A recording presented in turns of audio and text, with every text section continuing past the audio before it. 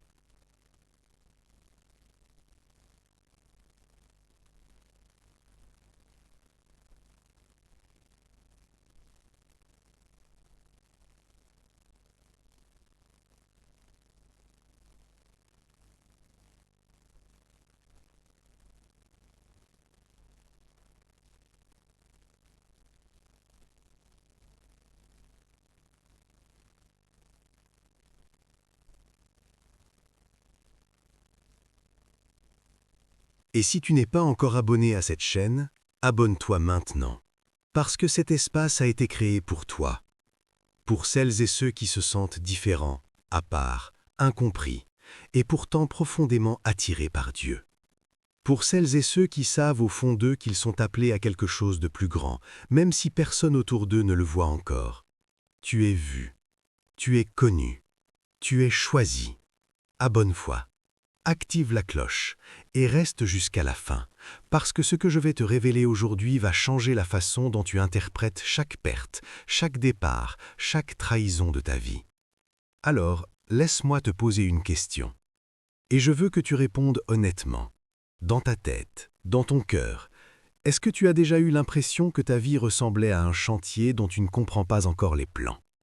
Que des murs se construisent, que d'autres s'effondrent, que des gens entrent et sortent, et que toi, tu es là, au milieu du chaos, en train d'essayer de comprendre ce que Dieu est en train de bâtir. Si la réponse est oui, alors cette vidéo est pour toi. Parce que je vais t'expliquer, étape par étape, pourquoi Dieu a retiré ces personnes de ta vie. Et pourquoi c'est la meilleure chose qui pouvait arriver. Laisse-moi te décrire quelque chose. Depuis que tu es petite, ou depuis un certain moment de ta vie, tu as eu ce sentiment. Ce sentiment que tu n'étais pas tout à fait à ta place. Pas dans le mauvais sens du terme, pas ce sentiment d'infériorité ou d'inadaptation que certains ressentent, non. C'est quelque chose de plus subtil, plus profond. C'est le sentiment que tu vois les choses différemment des autres, que tu ressens les choses à un niveau que les autres n'atteignent pas. Que quand tout le monde rit, toi, tu penses. Que quand tout le monde se contente du superficiel, toi, tu veux aller plus loin. Tu poses des questions que les autres ne posent pas. Tu ressens une gravité dans des moments où les autres voient de la légèreté. Tu penses à Dieu, à ton purpose, à ta destinée, pas de temps en temps, mais constamment. Comme une fréquence qui tourne en toi que tu ne peux pas éteindre. Et ça t'a coûté des relations. Parce que tu es entré dans des amitiés, des amours, des cercles sociaux, en espérant que cette fois, tu allais trouver quelqu'un qui comprend. Quelqu'un qui vibre à la même fréquence, quelqu'un avec qui tu pourrais parler de ce feu que tu portes à l'intérieur. Et à chaque fois, tu t'es retrouvé à te réduire, à faire semblant de t'intéresser à des conversations qui ne t'atteignaient pas, à rire de choses qui ne te touchaient pas, à cacher ta profondeur pour ne pas effrayer les gens, pour ne pas passer pour quelqu'un de bizarre, de trop intense, de trop sérieux. Et tu as appris à porter un masque fonctionnel, un masque social, un masque qui dit « je vais bien, je suis normal, je rentre dans la case ». Mais la nuit, quand tout le monde dort, le masque tombe. Et tu es là, avec toi-même, avec Dieu, avec ces questions qui ne cessent pas. Pourquoi suis-je comme ça? Pourquoi est-ce que je ressens autant? Pourquoi est-ce que personne ne semble comprendre? Je vais te dire pourquoi. Parce que tu as été câblé différemment. Pas par accident, pas par erreur, pas à cause d'un traumatisme ou d'une blessure de l'enfance, même si tu en as eu, mais parce que Dieu, avant que tu naisses, avant que ta mère te porte, t'a choisi pour quelque chose. Il t'a mis en toi une profondeur que tous ne peuvent pas porter. Il t'a mis en toi un feu que tous ne peuvent pas comprendre. Il t'a mis en toi une sensibilité spirituelle qui est, en réalité, une antenne tournée vers le ciel, vers lui. Et cette antenne, elle détecte ce que les autres ne détectent pas. Elle capte des fréquences que ceux qui ne sont pas câblés comme toi ne peuvent même pas percevoir. C'est pour ça que tu te sens différent, différente. C'est pour ça que tu te sens à part, pas parce que tu es défaillant, défaillante, mais parce que tu es destiné. Et maintenant, écoute bien, parce que c'est là que ça devient important. Cette différence, elle a attiré certaines personnes dans ta vie. Des personnes fascinées par ta profondeur, par ton intensité, par ta lumière. Mais elle a aussi dérangé d'autres personnes. Et ces personnes-là, celles qui étaient dérangées par ce que tu es, Dieu les a retirées. Pas toutes d'un coup, souvent progressivement, parfois par une dispute, parfois par un départ inexpliqué, parfois par une trahison qui t'a brisé le cœur. Mais dans tous les cas, Dieu avait une raison. Et cette raison, je vais te l'expliquer maintenant. Tape « Je vois » dans les commentaires si tu te reconnais dans ce que je viens de décrire. Tape « Je vois » pour activer la reconnaissance, pour dire à Dieu « Oui, c'est moi, je t'entends ». On a une image fausse de Dieu dans ce domaine. On pense que Dieu retire des personnes de notre vie comme un châtiment, comme une punition, comme s'il nous disait « Tu as mal agi, donc tu vas te retrouver seul ». Mais ce n'est pas comme ça que Dieu fonctionne. Dieu ne punit pas en retirant l'amour, il protège en retirant les obstacles. Laisse-moi te donner une image. Imagine un sculpteur, un grand sculpteur, le meilleur du monde. Il a devant lui un bloc de marbre brut et dans ce bloc, il voit déjà quelque chose, une statue magnifique, une œuvre qui va traverser les siècles. Mais pour que cette statue apparaisse, il faut retirer de la matière, il faut tailler, il faut couper, il faut enlever tout ce qui n'est pas la statue. Et parfois, ce qu'il enlève, c'est du marbre de grande qualité, du beau marbre, du marbre qui en lui-même vaut quelque chose. Mais ce n'est pas le bon morceau, ce n'est pas la statue. Et donc, le sculpteur enlève. Pas parce que le marbre retiré est mauvais, mais parce que s'il reste, il cache l'œuvre. Tu comprends l'image? Les personnes que Dieu a retirées de ta vie, elles ne sont pas forcément mauvaises. Certaines étaient bonnes, certaines t'aimaient sincèrement, certaines avaient de belles qualités. Mais elles n'étaient pas la statue. Elles n'étaient pas ce que Dieu sculpte en toi et pour toi. Et si elles étaient restées, elles auraient caché l'œuvre. Elles auraient pris la place de quelque chose de plus grand. Maintenant, allons plus loin. Parce qu'il y a une deuxième chose que Dieu retire, et c'est plus difficile à entendre. Quand Dieu retire des personnes de ta vie, il ne retire pas seulement des gens, il retire aussi des versions de toi-même qui existaient à travers eux. Explique-moi, tu vas dire. Voici ce que je veux dire.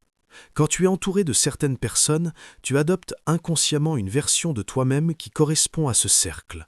Tu parles d'une certaine façon, tu t'habilles d'une certaine façon, tu penses d'une certaine façon, tu rêves d'une certaine façon. Et parfois, cette version de toi, elle est trop petite pour ta destinée, trop petite pour ce que Dieu a prévu. Et Dieu, dans sa miséricorde, pas dans sa colère, dans sa miséricorde, Dieu brise ce cercle. Il retire ces personnes, pas pour te punir, mais pour te libérer de la version rapetissée de toi-même que ce cercle produisait. Parce que tu ne peux pas devenir qui tu es censé être si tu restes entouré de gens qui ne voient pas qui tu es censé être. Tu ne peux pas t'élever si tu es constamment tiré vers le bas, même par des personnes qui t'aiment, même par des personnes bienveillantes, même par des personnes qui ne voient pas qu'elles te tirent vers le bas. C'est le paradoxe douloureux de la croissance spirituelle. Ceux qui t'aimaient hier peuvent devenir sans le vouloir les freins de ta destinée demain. Et Dieu le voit, et Dieu agit. Et ça fait mal. Mais c'est de l'amour. Écris 777 dans les commentaires pour briser le sceau sur ta vie. Écris 777 pour dire à Dieu « Je suis prêt, prête. Je fais confiance à ton plan, même quand ça fait mal. Je ne vais pas te mentir. Je ne vais pas te dire que quand Dieu retire des personnes de ta vie, c'est facile, que tu le vis avec grâce et sérénité, que tu te lèves le matin en disant « Merci Seigneur d'avoir retiré cet ami de ma vie, je me sens libéré ». Non. La réalité, c'est que ça fait mal, profondément. Quand quelqu'un que tu aimais disparaît de ta vie, que ce soit brutalement ou progressivement, il y a un vide réel, physique presque, que tu portes dans ta poitrine. Tu repenses aux souvenirs, aux fous rires, aux conversations de minuit, aux projets que vous aviez ensemble, aux promesses qui ont été faites. Et maintenant, ce vide, ce silence, là où il y avait de la chaleur. Et dans ce silence, le doute s'installe. Est-ce que j'aurais dû faire autrement? Est-ce que j'aurais dû me battre plus? Est-ce que c'est de ma faute? Et parfois, la réponse est non. Absolument non. Tu n'as rien fait de mal, tu n'aurais pas pu faire autrement. Ce départ n'était pas le résultat de ton échec, il était le résultat du plan de Dieu. Mais même en sachant ça, même en le comprenant intellectuellement, la douleur reste. Et c'est normal, et c'est humain. Et Dieu ne te demande pas de ne pas ressentir cette douleur, il te demande de ne pas la laisser définir l'histoire. Parce que voici ce que la douleur fait si tu la laisses parler trop longtemps. Elle réécrit le passé. Elle prend une relation qui était belle et la transforme en regret. Elle prend une personne qui t'a aimé sincèrement et la transforme en ennemi. Elle prend un départ qui était nécessaire et le transforme en preuve que tu ne mérites pas d'être aimé.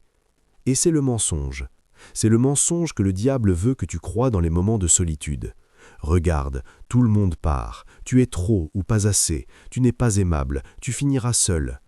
Non. La vérité, c'est que certaines personnes ne partent pas parce qu'il y a quelque chose de défaillant en toi. Elles partent parce qu'elles ne peuvent pas gérer où tu vas. Elles partent parce que ta croissance les dérange. Elles partent parce que ta lumière révèle leur zone d'ombre. Et elles préfèrent partir plutôt que d'affronter ce que ta présence révèle en elles. Elles partent parce que ta foi les inquiète. Elles partent parce que ton ambition les met mal à l'aise. Elles partent parce que ton changement les oblige à se confronter à leur propre stagnation. Et ça, ce n'est pas ton problème à régler, c'est le leur. Mais voici ce que je veux que tu retiennes de cette section. La solitude que tu vis en ce moment, cette solitude que Dieu a installée dans ta vie, elle n'est pas une punition, c'est une chambre de préparation. C'est là que Dieu te parle sans interférence. C'est là que tu apprends à entendre sa voix sans le bruit des autres. C'est là que tu découvres qui tu es vraiment, pas qui tu es quand tu essaies de plaire aux autres. La solitude spirituelle est un cadeau emballé dans de la douleur. Et ceux qui ont la force de l'ouvrir, ceux qui traversent la douleur sans fuir, ceux-là découvrent quelque chose de précieux à l'intérieur. Eux-mêmes. Tapez « Je reçois » dans les commentaires pour accepter ce que Dieu veut te donner dans cette saison. Tapez « Je reçois » parce que même dans la douleur, même dans le manque, Dieu est en train de te donner quelque chose. Maintenant, je vais te donner quelque chose de concret. Je vais te donner les signes. Les signes que Dieu t'a mis à l'écart pour une raison. Les signes que ce que tu vis n'est pas du hasard. Les signes que tu es l'élu. Et je veux que tu écoutes chaque signe et que tu comptes intérieurement combien s'applique à ta vie. Signe numéro 1. Tu as traversé des pertes qui t'ont semblé injustes. Des pertes de relations, de travail, d'opportunités, des choses que tu n'avais pas demandées. Des choses qui sont arrivées alors que tu faisais bien. Et tu t'es demandé pourquoi.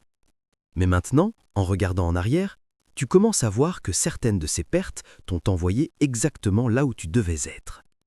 Signe numéro 2. Tu as une sensibilité spirituelle hors du commun. Tu ressens la présence de Dieu d'une façon que tu ne sais pas toujours expliquer. Tu as des impressions, des pressentiments, des intuitions profondes. Tu sais des choses avant qu'elles arrivent. Tu ressens quand quelque chose ne va pas, même quand tout semble normal en surface. Signe numéro 3. Tu as été rejeté par les cercles où tu aurais dû t'intégrer. Non pas parce que tu étais inférieur, mais parce que tu ne rentrais tout simplement pas dans le moule. Et ce rejet t'a blessé, mais il t'a aussi protégé. Il t'a empêché de te conformer à un environnement trop petit pour toi. Signe numéro 4. Tu portes un désir profond de quelque chose de plus grand, sans toujours savoir quoi. Un désir d'impact, un désir de sens, un désir de contribuer à quelque chose qui dépasse ta propre existence. Un feu intérieur que tu ne peux pas éteindre, même quand tu essaies, même quand la vie t'a découragé. Ce feu revient toujours. Signe numéro 5. Ta relation avec Dieu est intense, personnelle et parfois déstabilisante. Pas une relation de façade, pas une religion de surface. Quelque chose de vivant, quelque chose qui te parle, quelque chose qui te challenge, qui te convoque, qui te révèle les choses sur toi-même que tu ne veux parfois pas voir. Signe numéro 6. Tu as survécu à des choses qui auraient brisé d'autres. Des épreuves, des trahisons, des périodes sombres, des moments où tu ne voyais plus l'issue. Et pourtant, tu es là. Tu as traversé, tu as survécu.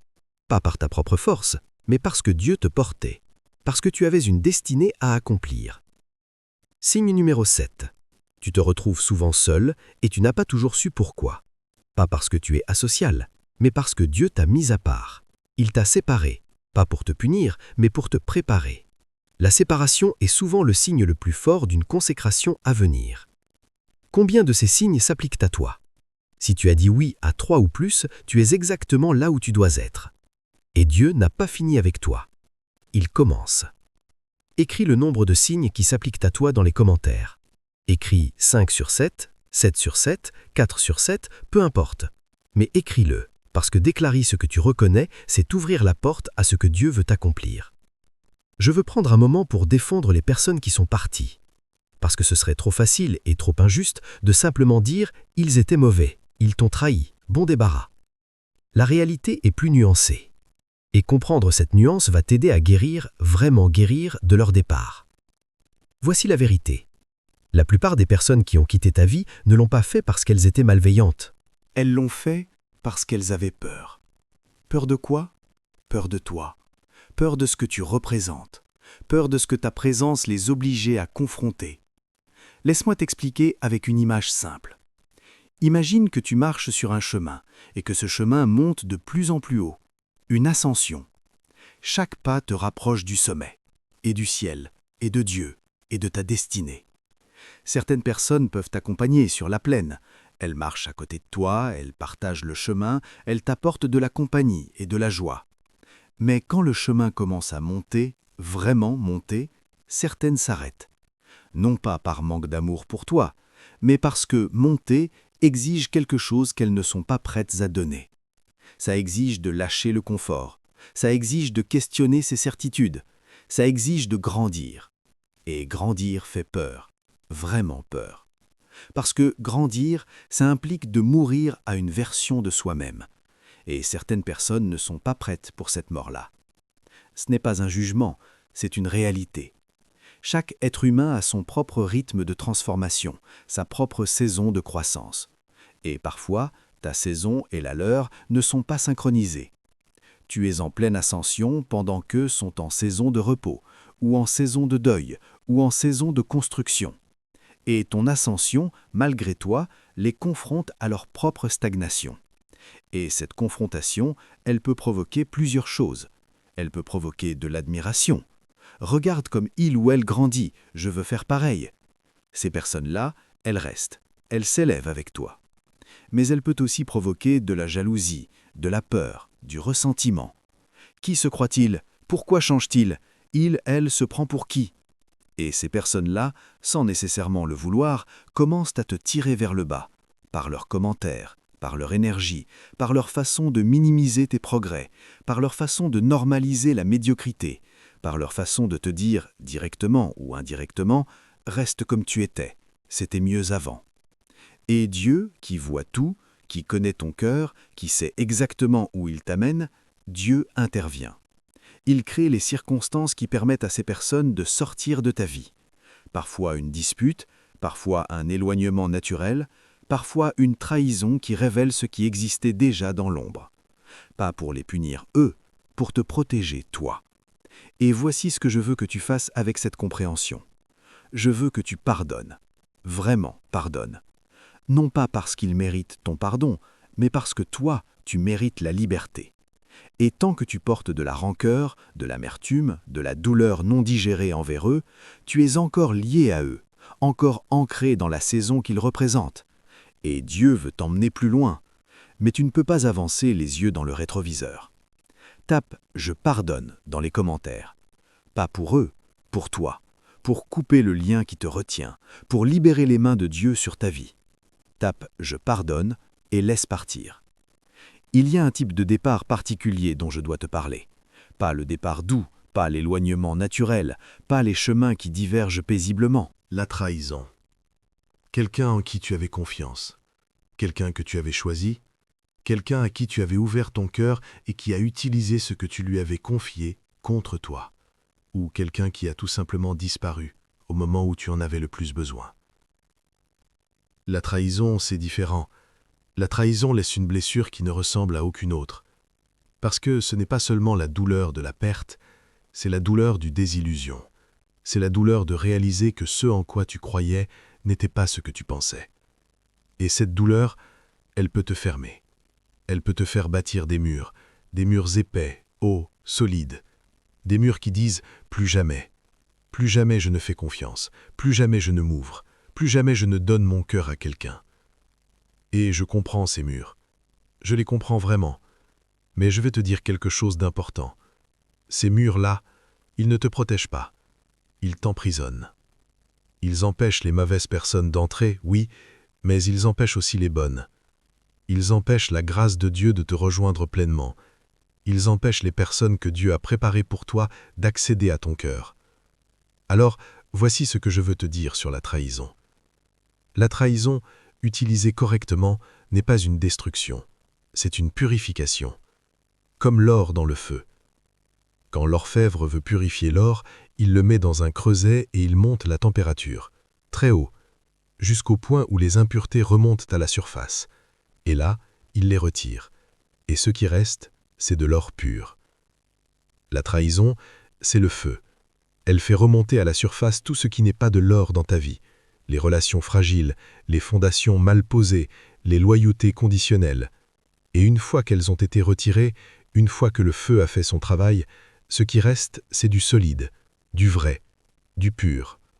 Ce qui reste, c'est ce sur quoi Dieu peut vraiment construire.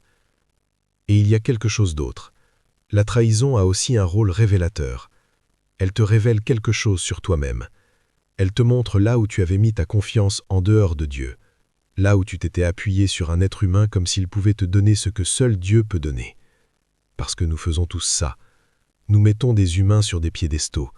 Nous attendons d'eux qu'ils nous comblent d'une façon que seul Dieu peut vraiment combler. Et Dieu, dans sa miséricorde, fait vaciller ces piédestaux.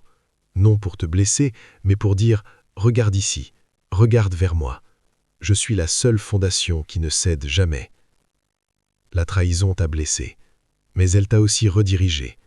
Elle t'a redirigé vers la seule source qui ne peut pas te trahir. Vers celui qui a dit « Je ne te laisserai jamais et je ne t'abandonnerai jamais ». Vers lui. Écris « Feu purificateur » dans les commentaires. Écris « Feu purificateur » pour déclarer que la trahison que tu as vécue ne t'a pas détruit. Elle t'a purifié. Et tu ressors du feu plus forte, plus pure, plus proche de Dieu que jamais. Il y a une phase dans le parcours de l'élu que personne ne voit, que personne ne célèbre, que personne ne comprend, pas même toi souvent, au moment où tu la vis. C'est la phase de l'élévation silencieuse. C'est la phase où Dieu travaille en toi, profondément, radicalement, transformativement, mais sans qu'il n'y ait aucun signe extérieur visible. De l'extérieur, ta vie peut sembler stagnante, peut sembler même reculer. Les autres progressent, du moins en apparence. Ils se marient, ils obtiennent des promotions, ils affichent leur succès, ils semblent avancer. Et toi, tu es dans le silence, dans l'attente, dans l'ombre. Et tu te demandes si Dieu t'a oublié. Mais voici ce qui se passe vraiment pendant cette phase. Imagine un arbre, un grand arbre, un chêne par exemple. Pendant ses premières années, quand il est encore jeune et fragile, la majorité de son énergie ne va pas vers le haut, elle ne va pas vers les branches, vers les feuilles, vers la hauteur visible. Elle va vers le bas, vers les racines. Le chêne investit la majorité de sa croissance dans un système racinaire qui va descendre profond, très profond dans la terre. Un système qui va lui permettre dans quelques années de résister aux tempêtes. Un système qui va lui permettre de puiser les nutriments même dans les périodes de sécheresse. Et pendant ce temps, si tu regardes le chêne de l'extérieur, il semble presque immobile. C'est ça ta saison actuelle. Tu n'es pas en train de stagner. Tu es en train de développer des racines de foi, des racines de caractère, des racines de sagesse, des racines de confiance en Dieu. des racines que tu ne pourras pas acheter, que tu ne pourras pas acquérir par une formation ou un diplôme, des racines qui ne s'obtiennent que dans le silence, dans l'attente, dans l'épreuve, dans la solitude sanctifiée. Et quand le moment de ta manifestation viendra, et il viendra, ce moment, tu seras prêt ou prête. Pas parce que tu auras appris les bons réseaux ou les bonnes stratégies, mais parce que tes racines seront assez profondes pour porter la hauteur que Dieu va te donner. Parce que voici ce que peu de gens comprennent sur la destinée. La destinée n'est pas une récompense qu'on reçoit passivement. C'est une responsabilité qu'on doit être capable de porter. Et si Dieu te donnait maintenant, dans cette saison, avant la préparation, tout ce qu'il a prévu pour toi, tu ne pourrais pas le porter. Pas parce que tu n'es pas capable, mais parce que tu n'es pas encore préparé. Les racines ne sont pas assez profondes. Le caractère n'est pas encore formé. La confiance en Dieu n'est pas encore ancrée assez profondément pour résister à la pression qui vient avec la grandeur. Et Dieu, qui te connaît mieux que tu ne te connais toi-même, Dieu sait exactement ce dont tu as besoin avant de manifester ce qu'il a planifié. Et donc, il prend le temps. Il prend ton temps. Et ça peut être frustrant, terriblement frustrant. Mais c'est de l'amour. Un amour qui voit plus loin que ton confort présent. Un amour qui vise ta gloire finale, pas ton plaisir immédiat. Alors dans cette saison silencieuse, au lieu de te plaindre de l'obscurité, apprends à te nourrir de la présence de Dieu dans l'obscurité. Au lieu de regarder ce que les autres ont, regarde ce que Dieu est en train de construire en toi. Au lieu de compter les pertes, compte les racines. Tapez « racines profondes » dans les commentaires. Tapez « racines profondes » pour déclarer que tu crois en ce que Dieu construit en toi, même quand tu ne le vois pas encore, même quand personne autour de toi ne le voit encore. Je veux maintenant te dire quelque chose, et je veux que tu l'entendes vraiment, pas superficiellement, pas en te disant « c'est gentil ce qu'il dit », mais au niveau de ton esprit, au niveau de ta foi. Ce que Dieu prépare pour toi, c'est grand. Je ne sais pas la forme que ça va prendre, je ne sais pas si c'est une famille restaurée, une carrière transformée, un ministère qui va toucher des milliers de personnes, une entreprise qui va créer de la valeur, une guérison que les médecins ne comprennent pas, une opportunité qui tombe du ciel. Je ne sais pas la forme, mais je sais la nature.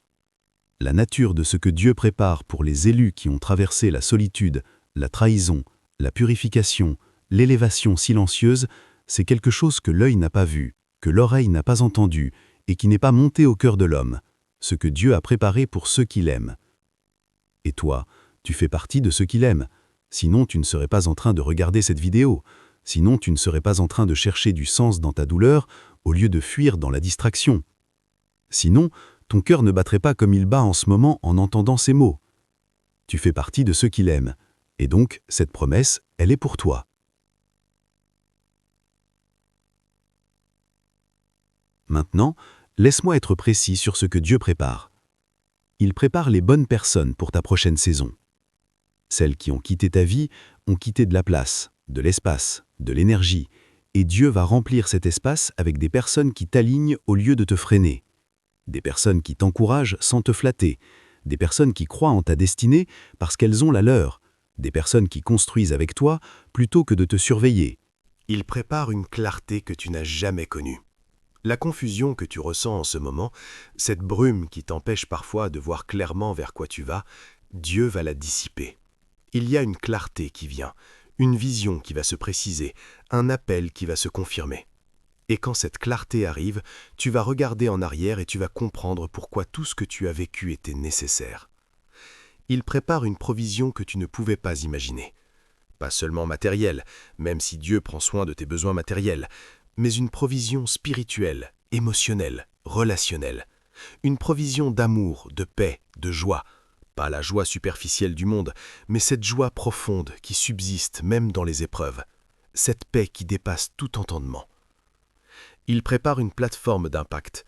Ce feu que tu portes, ce désir de faire quelque chose de grand, d'impacter des vies, de laisser quelque chose derrière toi qui a du sens, Dieu va te donner la plateforme pour l'exprimer. Pas à ton rythme humain, à son rythme divin. Et son rythme est toujours parfait. Et voici ce que je veux que tu fasses avec tout ça. Je veux que tu commences à parler de ce que Dieu prépare au temps présent. Pas au futur, au présent. Parce que dans le royaume de Dieu, ce qui est déclaré dans la foi est déjà réel. Commence à dire « Dieu est en train de me préparer. Dieu est en train de rassembler les bonnes personnes pour moi. Dieu est en train d'ouvrir des portes. Dieu est en train de clarifier ma vision. Dieu est en train d'accomplir ce qu'il a commencé en moi. » Pas « j'espère que ça arrivera ». Ça arrive, maintenant. Tape « c'est maintenant » dans les commentaires. Tape « c'est maintenant » pour déclarer que tu ne vis plus dans l'attente passive, tu vis dans la foi active. Et la foi active change les choses. Je veux te lire quelque chose. Pas un texte que j'ai écrit, un texte que Dieu a écrit et qui est pour toi aujourd'hui, dans cette saison. « Car je connais les projets que j'ai formés sur vous, dit l'Éternel, projets de paix et non de malheur, afin de vous donner un avenir et de l'espérance. » Jérémie 29, 11. Laisse ces mots entrer. Je connais les projets que j'ai formés sur vous. Dieu connaît, il ne devine pas, il ne planifie pas à tâtons, il connaît, avec certitude, avec précision. Projet de paix et non de malheur. Chaque départ que tu as vécu, chaque trahison, chaque perte, chaque solitude, Dieu ne l'a pas permis pour te faire du mal. Il l'a permis dans le cadre d'un projet de paix, afin de vous donner un avenir et de l'espérance. Il y a un avenir qui t'attend, un avenir réel, concret, beau, que Dieu a conçu spécifiquement pour toi. Pas un avenir générique, ton avenir. Maintenant, laisse-moi te faire une promesse. Pas une promesse humaine, une promesse ancrée dans la parole de Dieu. Si tu continues à marcher, même dans la douleur, si tu continues à faire confiance, même quand tu ne comprends pas, si tu continues à te présenter devant Dieu, même dans les saisons sèches, si tu continues à avancer, même à petits pas, même en boitant, alors tu verras l'accomplissement de ce que Dieu a commencé. Pas peut-être, pas si les conditions sont bonnes, pas si tu es parfaite. Tu verras. Pas si tu es parfait ou parfaite. Tu verras. Parce que Dieu ne commence pas ce qu'il ne termine pas. Parce que Dieu n'appelle pas ce qu'il n'équipe pas. Parce que Dieu ne permet pas une épreuve sans une sortie. Parce que Dieu n'enlève pas sans donner quelque chose de meilleur. Et maintenant, je veux qu'on fasse quelque chose ensemble. Je veux que tu fermes les yeux, si tu es dans un endroit où tu peux le faire. Juste un instant. Et dans ce silence, je veux que tu parles à Dieu. Pas avec de grandes phrases, pas avec un vocabulaire religieux sophistiqué. Juste avec ton cœur. Dis-lui ce que tu ressens vraiment. Dis-lui la douleur que tu portes encore de ceux qui sont partis. Dis-lui la confusion que tu ressens parfois face à ton chemin. Dis-lui la fatigue de cette saison de solitude. Et puis, dis-lui quelque chose de plus. Dis-lui, « Seigneur, je ne comprends pas tout, mais je te fais confiance. Je crois que tu as un plan. Je crois que tout ce que j'ai traversé avait un sens. Je crois que tu n'as pas fini avec moi. Et je te donne ma vie, encore une fois, ou pour la première fois, pour que tu accomplisses ce que tu as commencé. » Si tu as prié cette prière, si ces mots ont trouvé un écho dans ton cœur, tape « Amen » dans les commentaires. Tape « Amen » pour sceller cette prière, pour déclarer devant le ciel et la terre que tu as remis ta vie entre les mains de celui qui la connaît mieux que toi. Tape « Amen » et sache que ta prière a été entendue. On est arrivé à la fin de cette vidéo, mais pas à la fin de ton histoire. En fait, je crois que pour beaucoup d'entre vous, cette vidéo marque le début de quelque chose, le début d'une compréhension nouvelle, le début d'une paix nouvelle, le début d'une foi renouvelée, le début d'une saison où tu avances, vraiment avances, vers ce que Dieu a préparé pour toi. Alors avant qu'on se quitte, je veux faire 2 choses avec toi. Premièrement, la prière d'activation. Je veux prier sur ta vie, et je veux que tu reçoives cette prière, pas passivement, mais activement, avec foi, avec ton esprit ouvert, avec ton cœur disponible. Seigneur, au nom de Jésus-Christ, je couvre cette personne qui regarde cette vidéo. Je déclare sur sa vie que chaque départ qu'elle a vécu était dans ton plan. Je déclare que chaque trahison qu'elle a traversée était un outil de purification. Je déclare que la solitude qu'elle a vécue n'était pas un abandon, c'était une séparation sainte pour une consécration à venir. Seigneur, je déclare maintenant que tu envoies les bonnes personnes dans sa vie, des personnes qui l'alignent, qui la portent, qui croient en sa destinée. Je déclare que la confusion se dissipe et que la clarté de ta vision entre dans son esprit. Je déclare que chaque porte qui lui a été fermée injustement, tu l'ouvres avec ta puissance. Je déclare que sa saison de larmes se termine et que sa saison de récolte commence. Je déclare qu'elle est vue, qu'elle est connue, qu'elle est choisie. Au nom de Jésus-Christ, Amen. Tape « Reçu » dans les commentaires si tu acceptes cette prière sur ta vie. Tape « Reçu » pour sceller ce qui vient d'être déclaré. Deuxièmement, l'appel à l'action. Si cette vidéo t'a touché, et je crois qu'elle l'a fait sinon tu ne serais pas encore là, alors il y a quelque chose que je te demande de faire. 1. Abonne-toi à cette chaîne si ce n'est pas encore fait, parce que ce que tu viens de vivre ici, ce n'est pas une exception, c'est ce qui se passe ici régulièrement. Cet espace a été créé pour toi, pour ceux qui cherchent Dieu en profondeur, pour ceux qui se sentent différents et appelés. Abonne-toi, active la cloche, tu ne dois manquer aucun message. 2. Partage cette vidéo. Il y a quelqu'un dans ton entourage, quelqu'un que tu connais, qui traverse exactement ce qu'on a décrit ici. La solitude, la trahison, le sentiment de ne pas comprendre ce que Dieu est en train de faire. Cette vidéo pourrait être exactement ce dont il ou elle a besoin aujourd'hui. Partage-la. 3. Commente Chosen One pour rejoindre la communauté des élus qui regardent cette vidéo, pour te connecter avec d'autres personnes qui vibrent à la même fréquence, pour affirmer publiquement « Je suis choisi » et j'assume ce que ça signifie. Tu es arrivé jusqu'ici. Ce n'est pas un accident. Dieu t'a guidé ici pour une raison. Et maintenant, il t'envoie de nouveau dans ta vie. Mais pas comme avant, avec une compréhension nouvelle, avec une foi renouvelée, avec la certitude que les personnes qui sont parties n'ont pas emporté ton avenir avec elles. Ton avenir est entre les mains de celui qui ne part jamais, qui ne trahit jamais, qui ne t'oublie jamais. Tu es vu, tu es connu, tu es choisi. À très vite.